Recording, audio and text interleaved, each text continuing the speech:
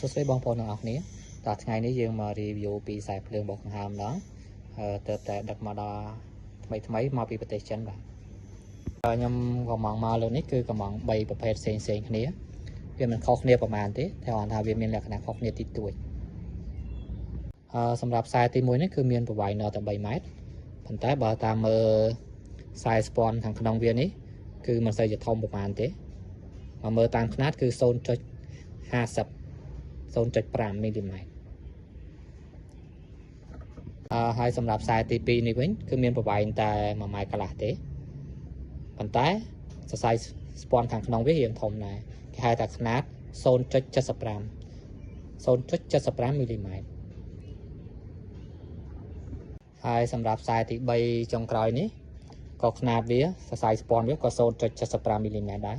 តែគាត់ថាវាបានរៀងវែងតិចដែរគឺ2ម៉ែត្រ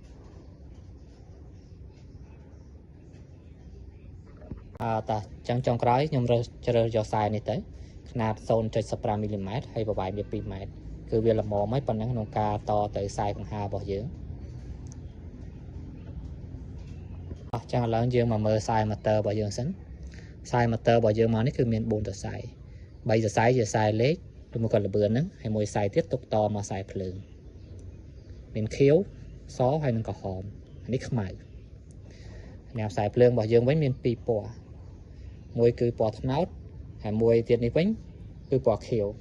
ឥឡូវយើងតមកខ្សែលេខហើយមានលេខ1ពណ៌ខៀវលេខ2ពណ៌សហើយលេខ3ពណ៌ក្រហមពីសោយទៅខ្លាំងហើយនៅសល់ខ្សែពណ៌ខ្មៅនេះគឺយើងតជាមួយនឹងខ្សែពណ៌ខៀវមករបស់ខ្សែភ្លើងយើងហ្នឹង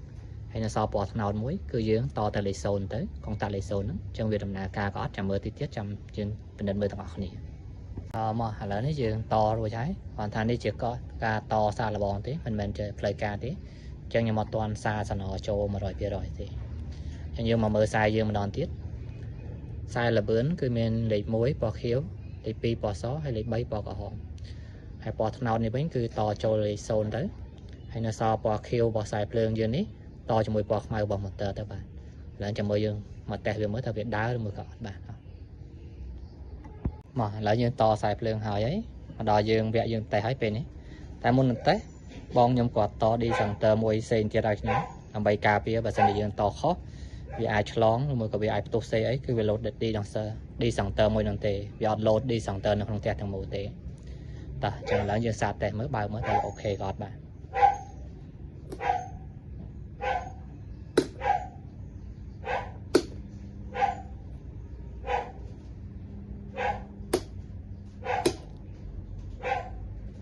អូខេយើងឃើញថាវាដំណើរការធម្មតាហើយ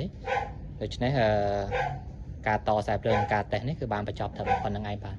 នៅពេលក្រោយទៀតបើសិនជាអីវ៉ាន់មកបន្តទៀតខ្ញុំនឹងធ្វើ review បន្តតាមទៀតបាទអរគុណច្រើនជួបគ្នានៅវីដេអូក្រោយហើយខ្ញុំភ្លេចចំណុចចុងក្រោយគេនោះគឺតម្លៃខ្សែភ្លើងអស់នេះទិញមកពីចិនតម្លៃដើមវាតែ3កាក់ទៅ5កាក់ទេចន្លោះហ្នឹងឯងហើយសម្រាប់ថ្លៃដឹករបស់ពួកវាវិញគឺអាចចន្លោះពី5កាក់ទៅ1រៀលចឹងតម្លៃខ្សែភ្លើងនេះតម្រាំតែមកខ្មែរគឺចន្លោះពី1រៀលទៅ1រៀល5កាក់